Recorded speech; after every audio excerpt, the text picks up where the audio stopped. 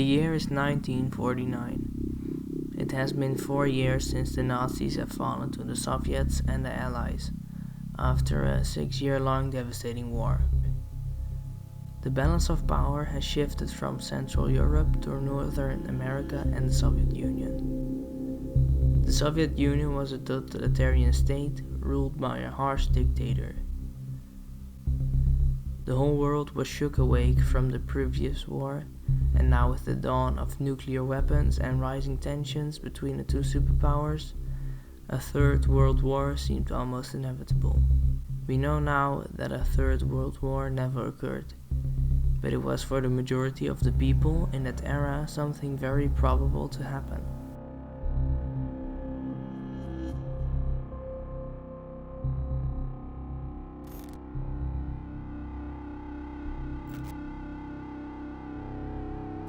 Eric Arthur Blair, or more commonly known by the pseudonym George Orwell, was a British author born in India and raised in England. He was an author who firmly believed in democracy. He utterly despised totalitarian forms of ruling a country and fought in the Spanish Civil War as a volunteer against nationalist Spain, the fascists. He began gaining a strong hatred against communism after noticing that the Soviet newspapers were reporting wrongly about the Civil War. He returned to Britain after getting shot in his neck, an almost fatal wound. It is in this war where George really shaped his vision of communism and other ideologies. He also says that it is since that war that he truly started writing.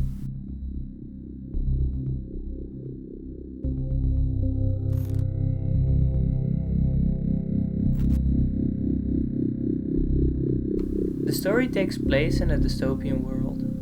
The protagonist of the story lives on Airstrip 1. The United Kingdom is simply renamed to Airstrip 1. The geography of the world is, in my opinion, quite interesting. The United States and United Kingdom, with its puppets, have formed one country called Oceania. They have also annexed Southern America. The Soviets steamrolled Europe in the Third World War and annexed it all. They couldn't reach Britain though. In this world war, multiple large cities were destroyed with nukes, except for apparently London. The society is really odd. It is in a way a society inside of another society. The top 1% of the population reigns over the rest with absolute power and control literally every aspect of one's life. Another 9% of the population works for the government in one of 4 ministries.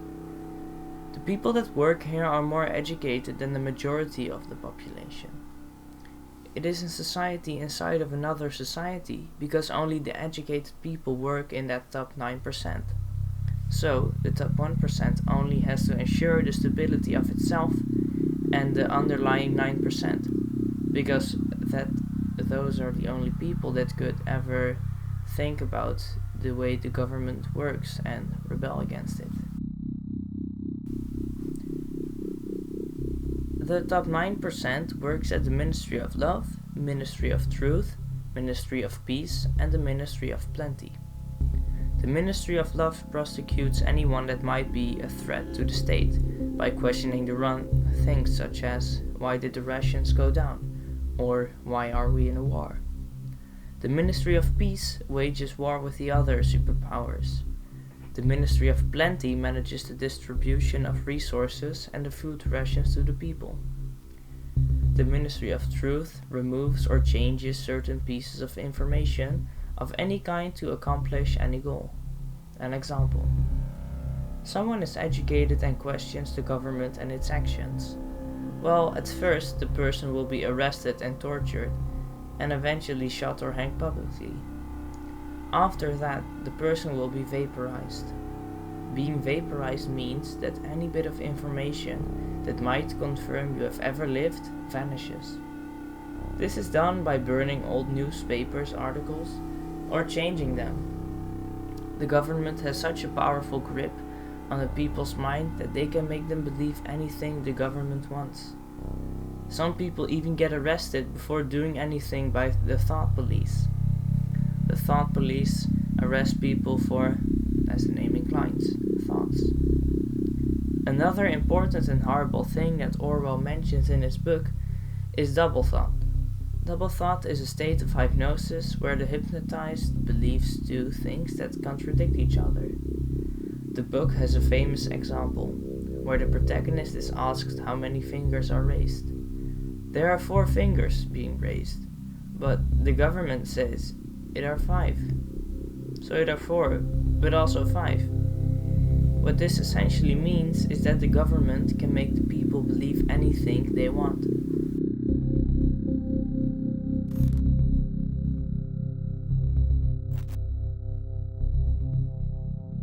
George Orwell wanted to warn the world against multiple things. The most obvious one being that we should not let any country be ruled by an authoritarian government, which remotely resembles the one in the book. Another very important message, which is a lot of time overseen, is that language is extremely important for many reasons. In the book, the government has created a new language called Newspeak. This language is a really bare-bones version of the English language, lacking any words for critical thought. This results in a population which can't even discuss about freedom or rights, because there aren't simply any words for those things. It becomes easier to copy one's opinion with the rise of social media and internet influencers. A lot of people even do so. This can create a very dangerous environment, where it becomes increasingly difficult to have a diverting or different opinion than anyone else. Language is extremely important and the currency of politics. Language is used for everyday things, such as ordering a drink, but is also used by the most powerful people in the world to make enormous decisions, which affect everyone's life.